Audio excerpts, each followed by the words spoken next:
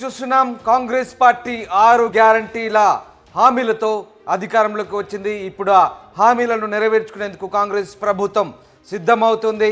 ఇవాళ దానికి సంబంధించిన దరఖాస్తు నమూనా విడుదల చేయబోతున్నారు ముఖ్యమంత్రి రేవంత్ రెడ్డి.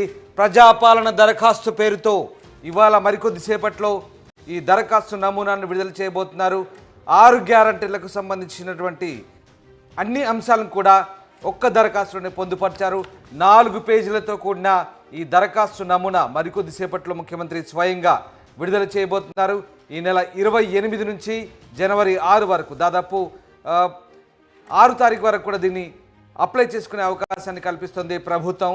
అన్ని గ్యారంటీలకు సంబంధించినటువంటి ప్రొఫార్మ్ అంతా కూడా ఒకే అప్లికేషన్ ఫామ్లో పొందుపరిచింది ప్రభుత్వం. దానికి సంబంధించినటువంటి అప్లికేషన్ మరికొద్దిసేపట్లో ముఖ్యమంత్రి రేవంత్ రెడ్డి స్వయంగా విడుదల చేయబోతున్నారు. సామాన్యులకు అన్ని విధాలా అర్థమయ్యేలా, అందరికీ అందుబాటులో ఉండేలా ఒకే ప్రొఫార్మాలో 6 గ్యారంటీలు, సిలిండర్ కావచ్చు, మహాలక్ష్మి కావచ్చు, గృహజ్యోతి కావచ్చు, మిగతా ఇతరత్ర అంశాలకు సంబంధించి ఇందిరమ్మ ఇల్లు కావచ్చు, అన్ని అంశాలకు సంబంధించినటువంటి ఒకే నమూనా ఒకే దరఖాస్తులో నింపుకునేందుకు సామాన్యునికి అత్యంత సులువుగా అందుబాటులో ఉండే విధంగా ఈ అప్లికేషన్ నమూనాను, ఈ దరఖాస్తు నమూనాను రూపొందించినట్టుగా తెలుస్తుంది.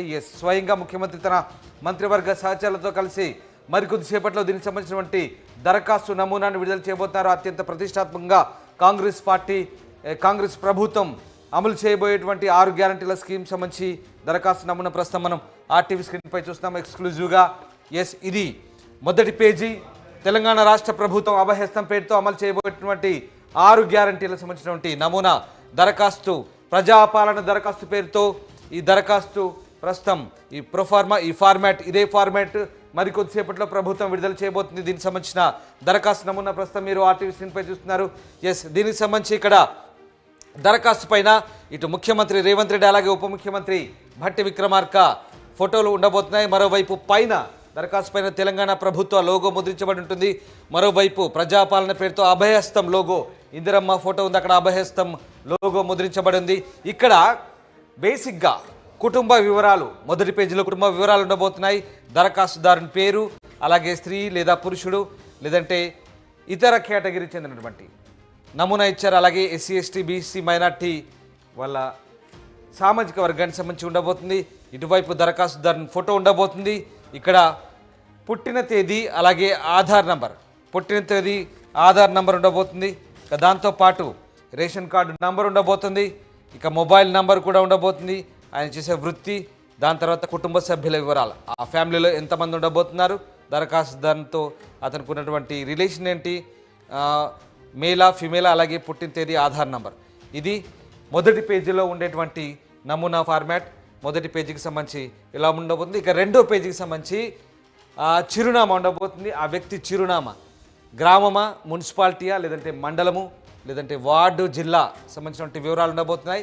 ఇక అభయహస్తం గ్యారంటీ పథకాలకు సంబంధించినటువంటి లబ్ధిదారులకు సంబంధించినటువంటి లబ్ధి పొందేందుకు కావాల్సినటువంటి 6 గ్యారంటీలు అన్నీ కూడా ఒకే ఫార్మాట్లో ఇచ్చారు. ఇక్కడ మొదటగా మహాలక్ష్మి పథకానికి సంబంధించి ఇక్కడ 2500 ఆర్థిక సహాయానికి సంబంధించి ఒకటి ఉండబోతుంది. అలాగే 500 గ్యాస్ సిలిండర్కి సంబంధించి ఇక్కడ మనం చూడొచ్చు. 5000 గ్యాస్ సిలిండర్ సంబంధించి 500 రూపాయల గ్యాస్ సిలిండర్ సంబంధించి ఒకటి ఉండబోతుంది. ఇక గ్యాస్ కనెక్షన్ ఉండబోతుంది. సరఫరా చేస్తున్న కంపెనీ పేరు, సంవత్సరానికి వినియోగిస్తున్న గ్యాస్ సిలిండర్ సంఖ్య ఉండబోతుంది. ఇక రైతు భరోసా పథకంలో ప్రతి ఏటా ఎకరానికి 15,000 ఇవ్వాలని కాంగ్రెస్ ప్రభుత్వం నిర్ణయించింది. ఈ నేపథ్యంలో ఇక్కడ కౌలు రైతు కాలం కూడా ఇచ్చారు. రైతుతో పాటు కౌలు రైతు, పట్టాదారు పాస్ పుస్తకం నంబరు, ఇవన్నీ కూడా ఇక్కడ నమోదు చేయాల్సి ఉంటుంది.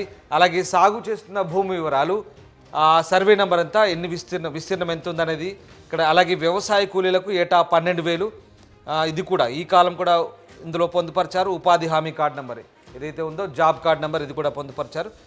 ఇది మొదటగా మహాలక్ష్మి పథకంలో 2,500 ఆర్థిక సహాయం, దాని తర్వాత 500 రూపాయల గ్యాస్ సిలిండర్, దాని తర్వాత రైతు భరోసా పథకం ఇచ్చారు. రైతు భరోసాలో ఇక్కడ కౌలు రైతును కూడా చేర్చారు. రైతు, పట్టాదారు రైతు, అలాగే కౌలు రైతు, ఈ 2 కాలమ్స్ కూడా ఇచ్చారు. సాగు చేసిన భూమి వివరాలు పొందుపరచాల్సి ఉంటుంది. ఇక తర్వాత ఇందిరమ్మ ఇళ్ళ పథకం, మరొక ప్రతిష్టాత్మక పథకం. ఇందిరమ్మ ఇళ్ళ పథకం ఇల్లు లేని అర్హులైన కుటుంబానికి ఆర్థిక సహాయం చేయడం, అలాగే ఇంటి నిర్మాణానికి సంబంధించిన ఆర్థిక సహాయం కాలం ఒకటి ఇచ్చారు. ఇక్కడ స్పెసిఫిక్గా ఒక కాలం ఇచ్చారు. అమరవీరులు ఉద్యమంలో పాల్గొన్నవారు ఉద్యమకారులకు 250 గజాల స్థలాన్ని ప్రభుత్వం ఇస్తామంటూ ఎన్నికల్లో హామీ ఇచ్చింది. దానికి సంబంధించినటువంటి కాలం కూడా ఇక్కడ చాలా క్లియర్గా మనం చూడొచ్చు. అమరవీరుల ఉద్యమకారులకు సంబంధించినటువంటి కాలం అక్కడ ఇచ్చారు మనము.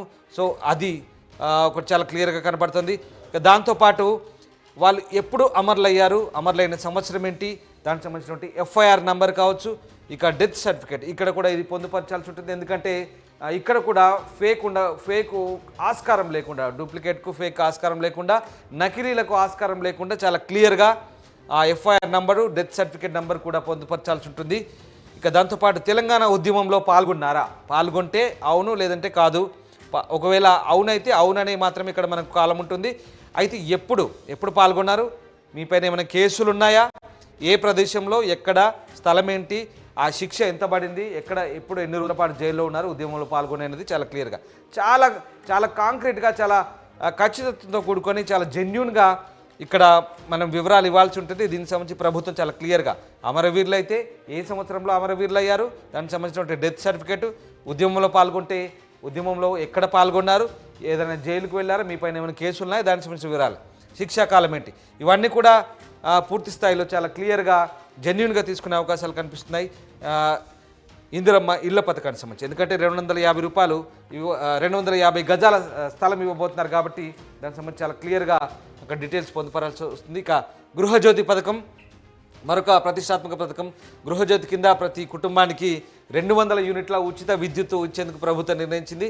దానికి సంబంధించి ఇక్కడ నెలసరి గృహ విద్యుత్ వినియోగం మీరు ఎంత వాడబోతున్నారు అనేది 2 కాలమ్స్ ఇచ్చారు. 100 యూనిట్లలో వాడుతున్నారా, 200 యూనిట్లలో వాడుతున్నారా, 200 యూనిట్ల పైన వాడుతున్నారా అనేది 3 కాలమ్స్ ఇచ్చారు. మీ మీటర్ నంబర్ కూడా ఇక్కడ అప్లై చేసుకోవాల్సి ఉంటుంది. తర్వాత చేయూత పథకం కింద 4000 ఇవ్వబోతున్నారు పెన్షన్. ఇక దివ్యాంగులకు పెన్షన్ 6000. ఇక్కడ దివ్యాంగులకు పెన్షన్ కూడా 6000 పెంచుతూ ప్రభుత్వం నిర్ణయం తీసుకుంది. ప్రస్తుతం పెన్షన్ పొందుతున్న వారైతే దరఖాస్తు చేయాల్సిన అవసరం లేదు, ఎందుకంటే వాళ్ళకు పెంచబోతున్నారు. ఇక దివ్యాంగుల కాలం ఇచ్చారు. సదరం సర్టిఫికేట్, దివ్యాంగులకు సదరం సర్టిఫికేట్ ప్రభుత్వం ప్రొవైడ్ చేస్తుంది. దాని నంబర్ కంపల్సరీగా పొందుపరచాల్సి ఉంటుంది. ఇక ఇతరుల కింద వృద్ధాప్య పెన్షన్, గీతా కార్మికులు, డయాలసిస్ బాధితులు, బీడీ కార్మికులు, ఒంటరి మహిళలు, వితంతువులు, చేనేత కార్మికులు, ఎయిడ్స్ వ్యాధిగ్రస్తులు, పైలేరియా బాధితులు, బీడీ టేకేదార్ జీవన భృతి. సో ఇన్ని కాలమ్స్ ఉన్నాయి. ఇదివరకే ఉన్న పరిస్థితి. ఇవన్నీ కూడా మళ్ళీ ఒకసారి పొందుపరిచారు. వృద్ధాప్య, గీత కార్మిక, డయాలసిస్, బీడీ కార్మికులు, ఒంటరి మహిళ, వితంతు, చేనేత, ఎయిడ్స్ వ్యాధిగ్రస్తులు, పైలేరియా, బీడీ టేకేదార్ ఇవన్నీ కూడా గతంలో ఉన్నాయి. గతంలో ఉన్న వాళ్ళు దరఖాస్తు చేసుకోవాల్సిన అవసరం లేదని చెప్తుంది ప్రభుత్వం. కొత్తగా దరఖాస్తు చేసుకునే వాళ్ళు ఇవి చేసుకోవచ్చు. దాంతోపాటు దివ్యాంగులు అయితే వాళ్ళ సదరం సర్టిఫికేట్ ఉండబోతుంది.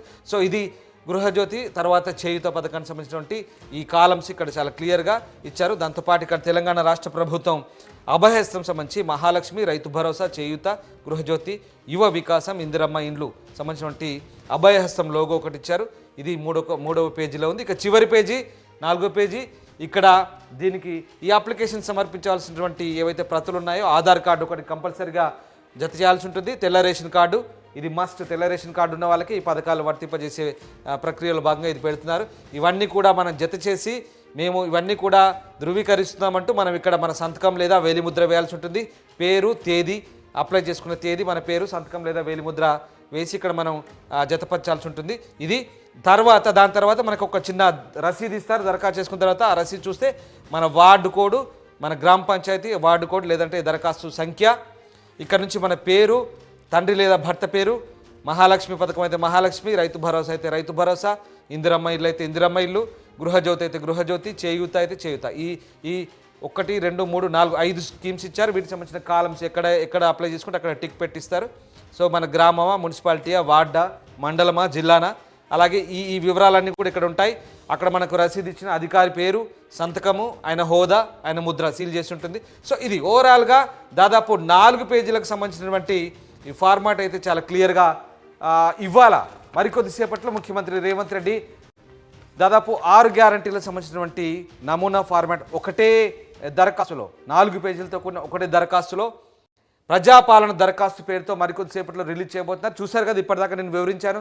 చాలా క్లియర్గా, చాలా సులువుగా, ప్రతి ఒక్కరికి సామాన్యునికి అర్థమయ్యేలా, ఎలాంటి గజిబిజి లేకుండా, ఎలాంటి సాంకేతిక అంశాలు లేకుండా చాలా సులువుగా ప్రతి ఒక్కరూ నింపుకునేలా ఎలాంటి ఇబ్బందులు లేకుండా సామాన్యులకు ప్రజాపాలన పేరుతో ఈ దరఖాస్తు అయితే రూపొందించారు. దీనికి సంబంధించి మంత్రి పొన్నం ప్రభాకర్ గౌడ్ మీడియాకు ఎక్స్ప్లెయిన్ చేశారు ఎలా